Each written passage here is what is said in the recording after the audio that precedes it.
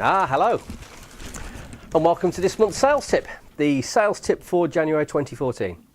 My name is Tim Royds and I'm Director of Highclear, a company that provides both sales consultancy and sales training services in the UK and internationally, but we're focused purely on the B2B sector.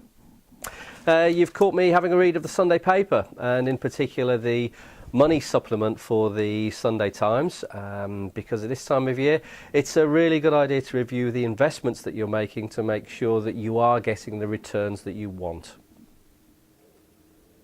Now, isn't professional sales a little bit like this?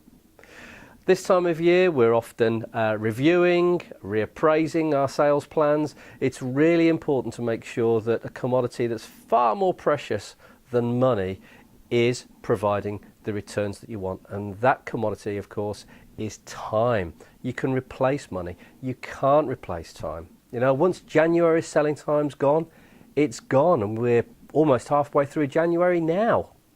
So look, a few thoughts for you to make sure that you are investing time, your sales time, what I often refer to as your heart and soul, where you're going to get the maximum returns. Now, clearly, you need to think about where the larger sales are going to lie. That's perhaps a little bit obvious. But you know, we need to think about things like not only the size of the company and the normal invoice size, but things such as, is their marketplace growing? Because that could indicate that the customer is going to grow also. Is the customer company itself growing? Again, an indication that sales could be increasing in the future there too. Is the company part of a larger group? That could provide very easy opportunities to upsell and cross-sell in other companies within the group. And of course, you might just get a personal introduction also. And here's an interesting thought for you. You know, if you created two, if you like, league tables. One league table which listed all of the customers that you've got and all the prospects that you've got, and the order that we put them in was potential sales size and so return on investment of time, with the highest at the top and the lowest at the bottom. Okay, let's just think of one league table like that. Then we had a second league table, and this league table instead is about where you have been spending time and where you are going to be spending time. With the organisations where you have been and you're planning to spend most time at the top and the least time at the bottom.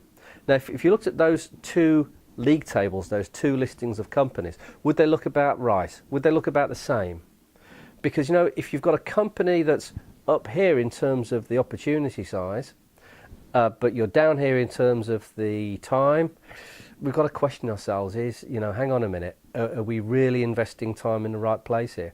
Because if that's the case, the likelihood is the opposite could be true as well, where a company that is relatively low in the league table that listed companies in order of priority when you're considering sales opportunity, and you're up here in terms of the amount of time you're investing, is that really the right thing to do? It could be, because it's easier to do rather than the most effective thing to do.